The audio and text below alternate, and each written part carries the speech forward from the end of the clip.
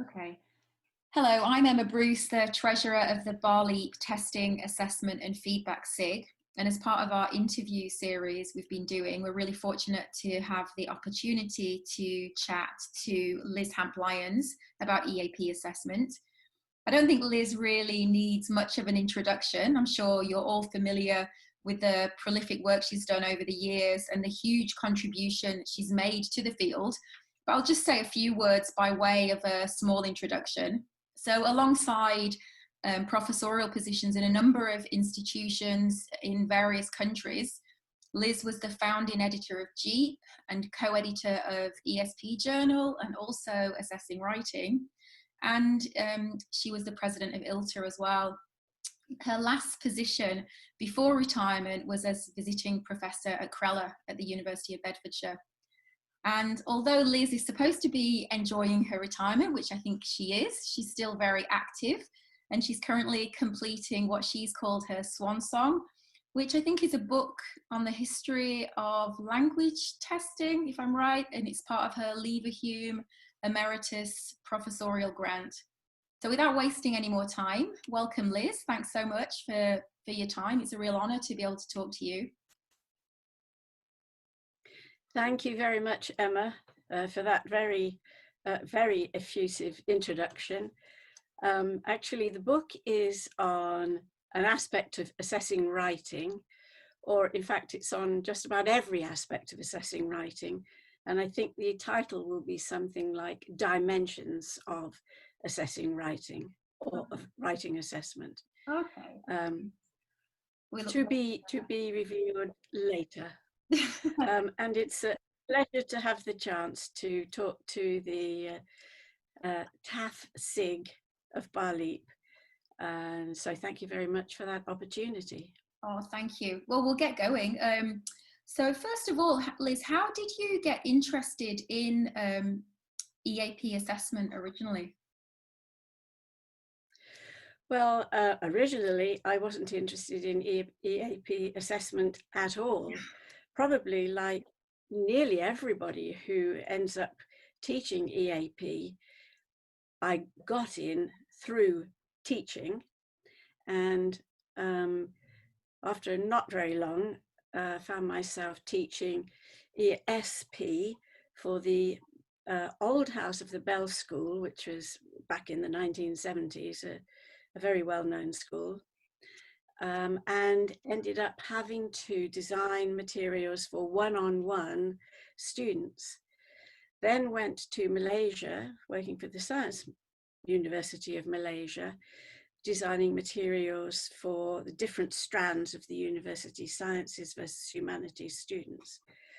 And I was always uncomfortable with the mismatch between all the attention and the excellence in many cases of the materials that were being developed for EAP teaching, and the lack of attention to assessment. And so I was developing my own assessment for the courses I wrote, and I got an opportunity to go to the RELC conference in 1980, and I gave a paper that was called, what was it called? Teaching and Assessing Academic English. And so that kind of brought me closer to people who were working in assessment. But at that time, there was very little assessment going on in EAP. The tests that people were using were mostly in-house handmade tests, which is not to say they were bad, but they were generally written by people who didn't have a background in any kind of assessment. The materials, some of the materials were really excellent, and the 1970s was such a prolific period for materials in EAP and ESP. Many of those authors I worked with in my very earliest days. But by the end of the 1960s, early 1970s, EAP teaching was spreading all around the world, partly because the British Council had started offering scholarships to international students selected by their governments to come to the UK and study for a master's degree, usually. But before that, most of them needed more English language support. And so the growth of the field was huge in the late 1970s. So quite a lot of people made quite a lot of money out of materials at that time. So I was less than satisfied with tests like particularly the Davis test, Alan Davis's test, which I think was 1967. It was very much a multiple choice test. And although it was used for EAP assessment, it was definitely a general proficiency test. Okay, so coming back to you, Liz, and your own sort of personal story, can you take us a bit further on from that? How do you fit into kind of that general context? Okay, yes. Well, as I said, I was not happy with the kinds of assessment that were going on at that time. Almost everything was multiple choice questions, and the perception or the concepts of how to do multiple choice questioning was fairly primitive at that time. That was the time, in fact, where a number of important people did PhDs in assessment, but generally they did them on closed testing, which was considered, the great new thing. So, for example, Charles Alderson did his PhD on closed testing. David Noonan did his PhD on closed testing. And I think that Lal Bachman did something similar.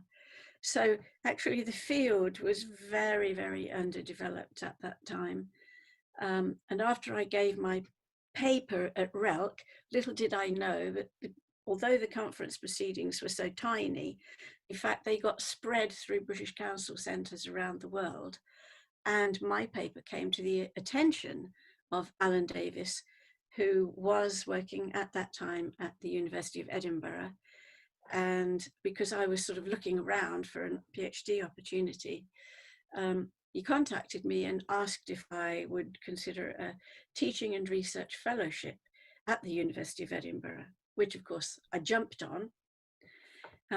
Got there very short notice and without really knowing what I was going to do. But it turned out that the project I was working on was the ELTS, that is ELTS validation project. And so the next, 3 of my 4 years in Edinburgh were spent working on ELTS Val. And I can, if you wish, tell you more about ELTS. I don't know if there's really anybody left in the field who knows what ELTS was like. I think it could be interesting. I think for those who don't know, ELTS was the predecessor to IELTS, right? Yes. Yeah, Yes. you could That's right. briefly tell us about that, Liz. I think that'd be really interesting. Okay, well, it's, as I sort of hinted at earlier, it came into being because the British Council not only was bringing into the UK international students on council scholarships, but also sending, I forget what they were called, something experts at the time, English language teachers of high standing to various countries around the world to teach English. And very often they were doing quite basic courses for electrical engineers, mechanical engineers, nurses, oil rig workers. And so out of that came much of this material, but also what we needed to do was to figure out how to assess it. And the idea behind ELTS was to assess it through specialist modules. And a bit like, I don't know, one of those cooks on TV, I just happen to have behind me some of the materials which you may or may not be able to see. let me see if you probably can't. But so I've got on my shelf 5 modules. So the lavender one, honestly can't see. I think that's medicine, that's physics, anyway, they're all different modules, different colored booklets. And then the one so there were 1, 2, 3, 4, 5, 6, and general academic, 7 different modules. And students had to choose which one to take. Plus, there were 2 general modules, which these are they. A general listening module and a general reading module. Now, one of my jobs was to collect data. And so going around the country to language centres and administering this test with all of this material was such a nightmare. And so I learned firsthand what it was like for those people in the British Council teaching centres all around the world who had all these materials. And at that time, it was a walk-in test. So people could walk into a British Council centre anytime and say, I want to take the medicine module. And somebody had to get all the materials together and assess them. And it cost who knows how much, a lot. But it took 3 hours.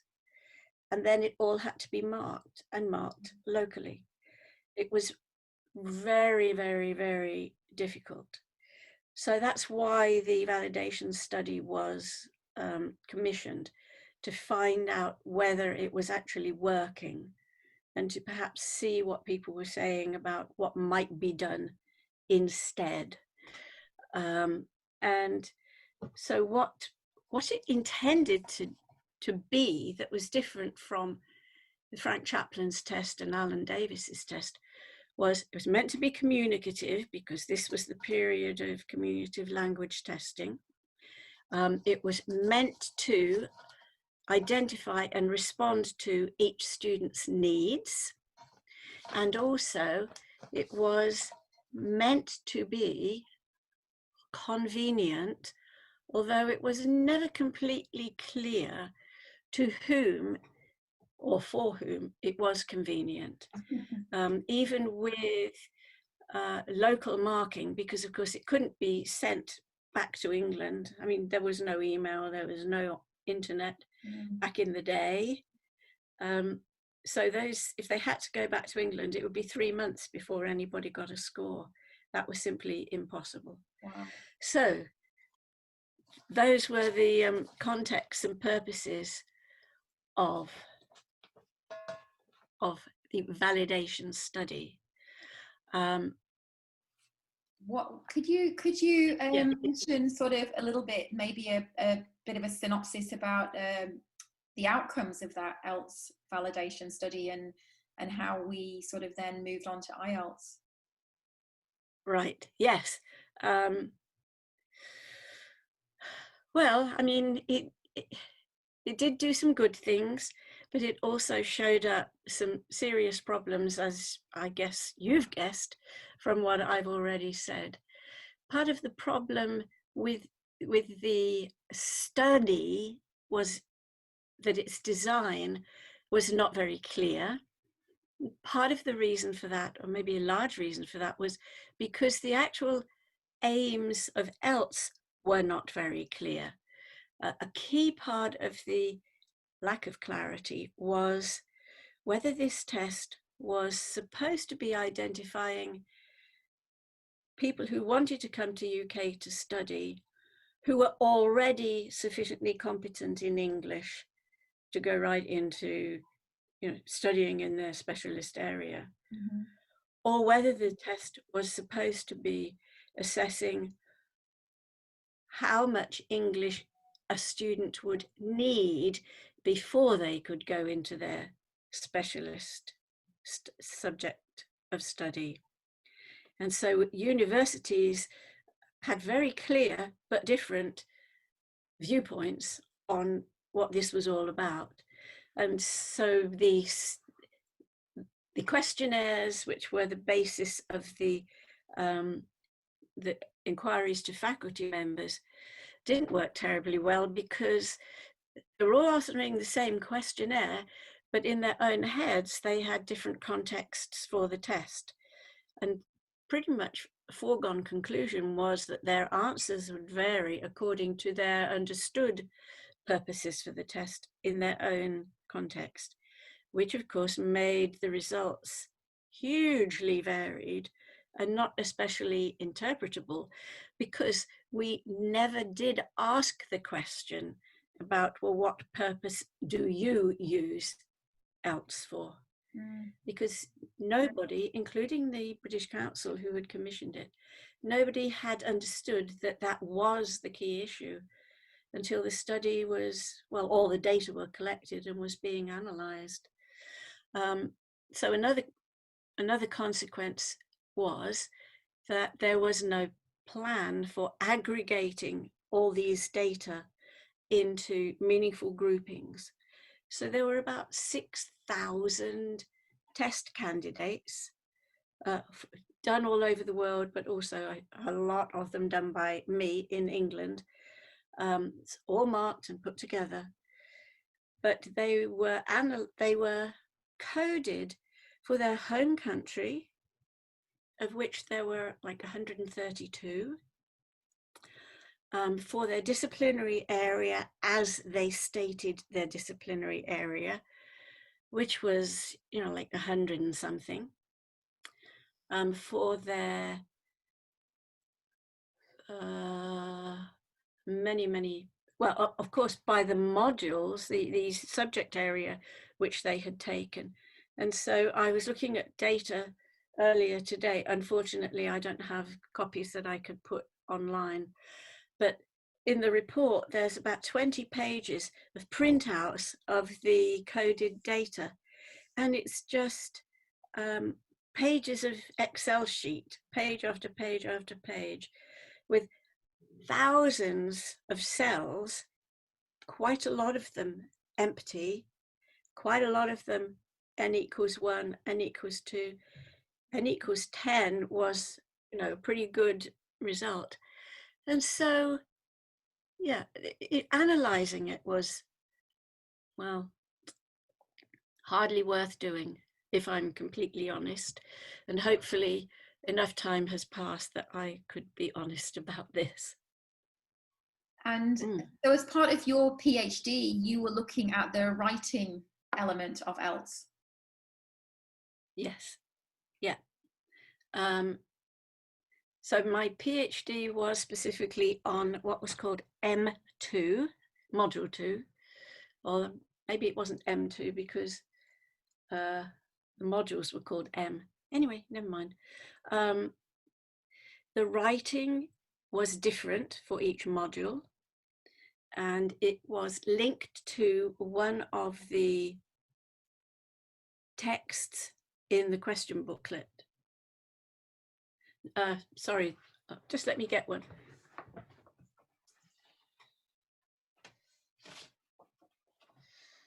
Okay, I've chosen physical sciences because I think that physical sciences doesn't come out very well at all on the bookshelf. But so a text is there. This text is the composition of the air. And you can see it's very short. And in some ways, it looks like texts that many of us have been using for years and years and years. But the question is, if you're a person doing a master's degree in physical sciences, how specific is a text on the composition of the air? It seems, excuse me, I dropped the question booklet. It seems like that's a fairly basic area, doesn't it? Mm-hmm. And then when you get into the, gosh, it's such a long time since I looked at these things. I can't even find it. And the writing question on that text? Yes, indeed. Good question. I can't find it. In fact, I can't find it. It might be 20 years since I looked at this. composition of the air. Here are the general questions anyway. So, in addition to water vapor, carbon dioxide and various impurities, air is described as containing only 3 gases, 5 gases, 8 gases, or 9 gases. And that answer is right there in the booklet. I wish I could remember where this text was used for reading, to assess reading, and also as a stimulus for writing as well. Yes, yes. And now I'm again stretching to think how it relates to the listening. The way it related to listening changed over time. So to begin with, it's very general, but later on, there were questions that were sort of tending toward different disciplines, but they're certainly not university level questions. So there's an interview with a fireman, and the question there is, according to the fireman, what is the most common cause of fire? So it's the issue there is the level of the texts, the level of the content, the level of the intellectual demands, the level of the English, and the level of the students in English and content, and how you get those sort of 4 things to connect together. Some students thought it was excellent, others didn't. Very many people thought it was a complete waste of everybody's time. My PhD looked at specifically, well, I revised all the questions, came up with, because the booklets were also, the questions in the booklets were being revised too. So I came up with better designed questions for the writing, although if I look at them now, I probably think they wouldn't stand up to modern standards or expectations for questions, prompts. But the main thing that I concentrated on was developing the rating system. The problems with the rating system are much too complicated really to explain, and we don't have the time for that. But what I did was to break out a holistic scale that originally existed, used it and reused it and rewrote it and rewrote it, working with a group of raters over 2.5 years, until each criterion, what you and I now would call traits probably, became very clear.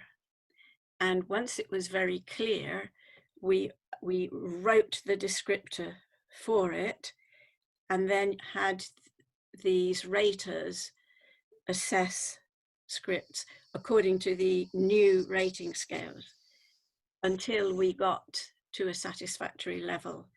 In some ways, that's not unlike work that Brian,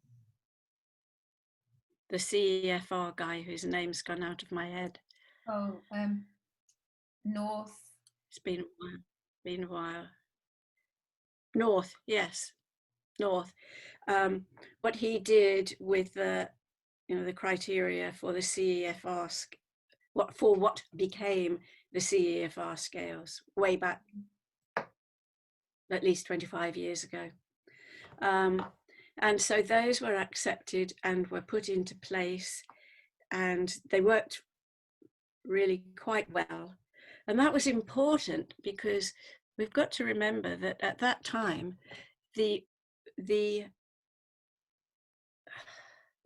writing and the speaking, the interviews, had to be judged in those British Council teaching centres, because they could not be sent back to the UK to be assessed and then those results sent back to the students' home countries. It took far too long. So was there the other any thing I did was develop. Sorry, Liz. Was there any rater training then?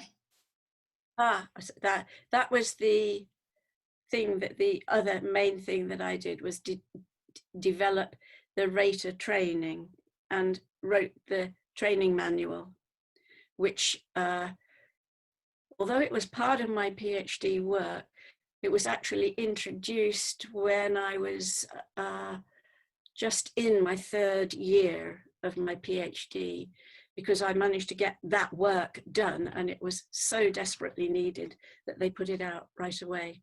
So that was a success for me, and I think very useful to the British Council. And of course, that approach in multiple scales, multiple criteria, has now become extremely common across the world. Yeah, absolutely. Yeah, no, that's really interesting. So moving on, because I think we are running short of time. I think we said we would take sort of 30 minutes or so. There's so much we could talk about. What about the thinking of writing in the current IELTS that we have now, and based on the experience you had back then with your ELTS validation and all the work you did for your PhD, what comments do you have about how it's done now? Well, I have never been involved with it in practice, so I have to speak with caution on this. But in 2018, the combined British Council and Cambridge Assessment commissioned a study called the Next Generation, IELTS Next Generation project, I guess, and asked CRELA to look at each of the skill areas and make recommendations for what should be changed. And for the writing, we made a number of suggestions, and a few of those things have been taken up. A key thing which has not been taken up, however, which is also something which I was suggesting to the British Council every time I went to meetings in London to talk about the whole project and about my own work, is multiple marking. Now, all around the world, it's, I can't even say gold standard, really. It's the norm to have either more than one rater rating a text, or increasingly to have one rater and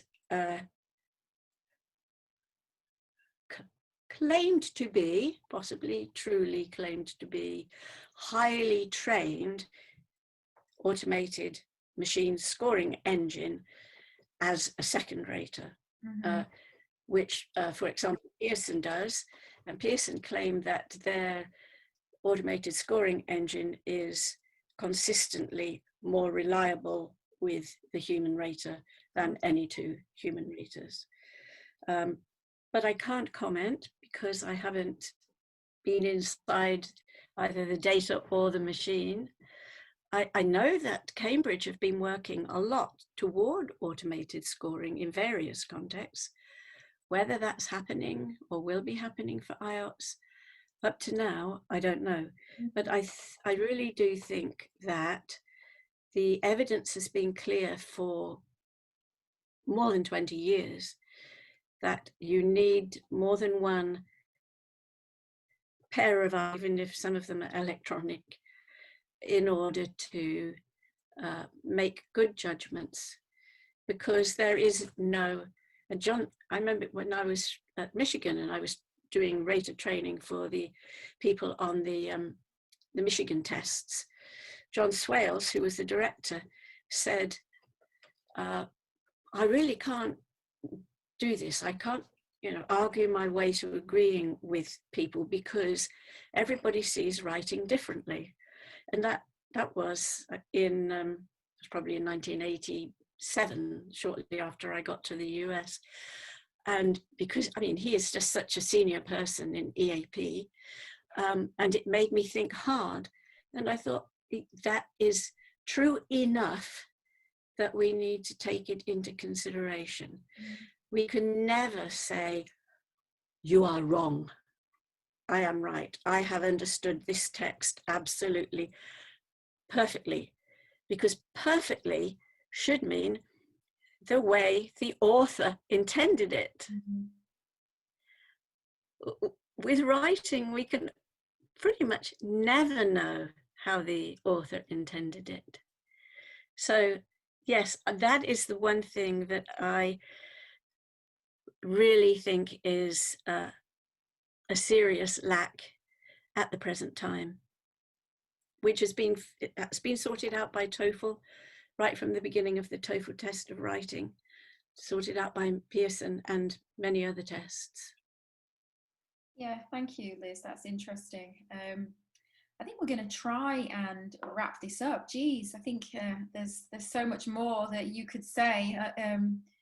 You've got so much to contribute, and it's a bit of a potted history. We seem to have rushed through this, but just before we do finish, is there anything else, Liz, that you just sort of like to add before we close? Really, anything else you'd like to say about sort of assessment in EAP, or specifically writing assessment?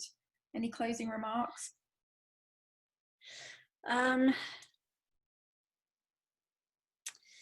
Yes, I think so, and I'm pretty sure that you will agree with me about this. I do think there is more space for alternatives to large-scale testing, even good, well-developed, firmly validated large-scale tests. And surely EAP is the context, just as EAP was the context for all that great development in ESP and EAP materials back in the 60s and 70s. Surely by now, EAP is the context for tests tailor-made, or assessments tailor-made to a relatively small group of people, whether it's one centre or a consortium of centres. I think there's also a lot of opportunity for people to think about portfolio assessment, which it continues to disappoint me that hasn't been picked up in EAP, because it's become quite popular around the world, but doesn't seem to have grabbed hold here in the UK. The last point from me would be just to say how pleased I am that this SIG is called Teaching Assessment and Feedback, because feedback, as I've got older and wiser in some ways and more disenchanted in some ways, assessments which offer feedback, so diagnostic assessments, portfolio assessments, peer response, all of those areas of feedback offer so much to EAP. Yeah, absolutely. I think that's a really good point to close on as well. It's nice that you've kind of brought it back to the SIG and the name of the SIG. I think that would be a really sort of appropriate place to close. Liz, thank you so much for your time. It's been a real pleasure talking. You're very welcome. Yeah, thank you. Always a pleasure. Thank you, Liz. Thank you. Bye. Bye-bye.